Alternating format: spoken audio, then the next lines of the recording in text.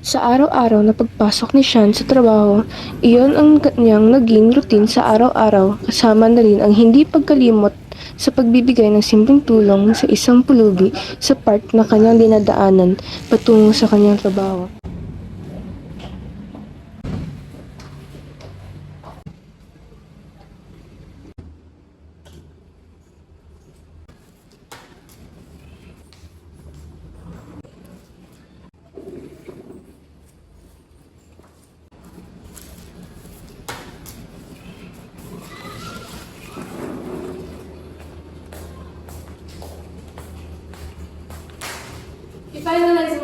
Kasabay nito ang pagsusungit at pagmamaltrato sa kanya ng kanyang mga kaopisina na araw-araw niya ring tinitiis at pinapalampas.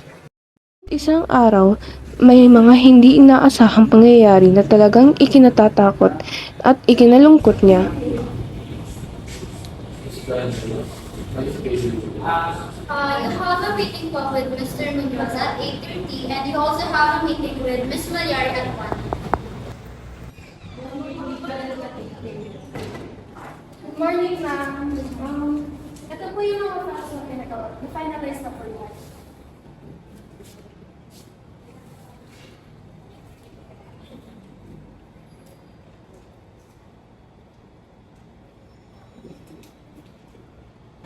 Okay yun ako.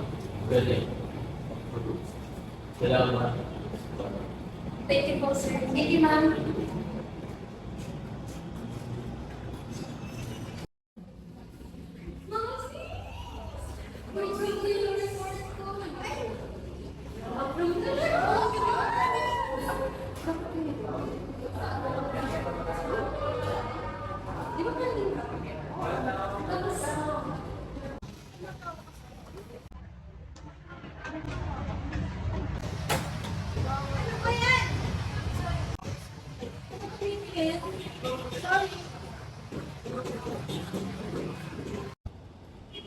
Good morning, sir. Ito na po yung report ko this morning. Okay. Patawag tayo. Okay, sir. Patawag sa Okay, sir. Sir, dapat ako na daw po. Ano kung nalalaman ko din ako doon sa project ko ako? Pero sir, yung plano po. Anong pruweba ko? Walang nagawa si Sean na matanggal sa trabaho dahil sa maling pagbibintang sa kanya ng boss at pag-aalipusta ng kanyang mga kasama sa trabaho. Sa kabila ng nangyayari, patuloy pa rin siya sa pagpunta sa park para bigyan ng pagkain ng pulubi. Isang araw, bumalik siya sa park ulit upang mag-isip dahil simula nang matanggal siya sa pinagtrabahuhan niya noon ay nahirapan na siyang makahanap muli ng mga ayos na trabaho. Hanggang sa nawala na lang bigla ang pulubi na tinulungan niya. Habang nakaupo sa bench, hindi niya napansin na may tao sa upuan, kaya nagulat siya nang biglaan siyang kausapin ito. Pupunta ka pa rin pala dito. Ano po ibig niya sa Ako yung dating pulubing tinutulungan mo. Oo. Wala ka naman pinagbago mo. Samantala ako ito. Walang mahanap na maayos na trabaho.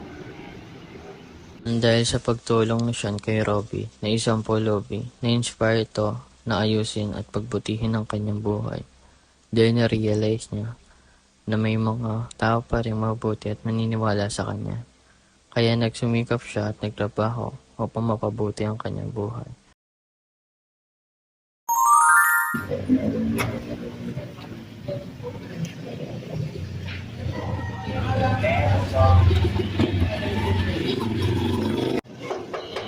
Tao po. May tao po ba? Sandali lang.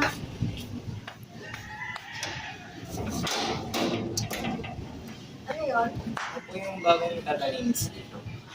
Ay, sige, pasok ko.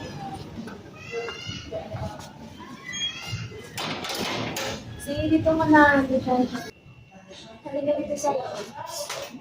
Ito yung mga linisan mo. Maghugas ka muna ng pinggan, ng mug, at saka waste. At kapag may kailangan ka, sabihin mo lang.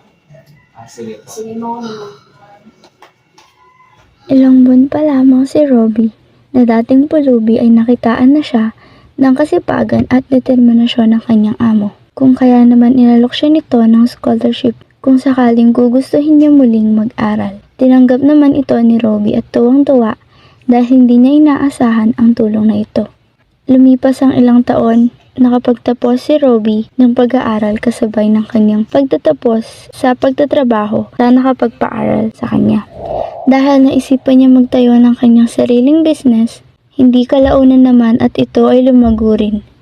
Nagkaroon siya ng kanyang sariling maliit at simpleng kumpanya.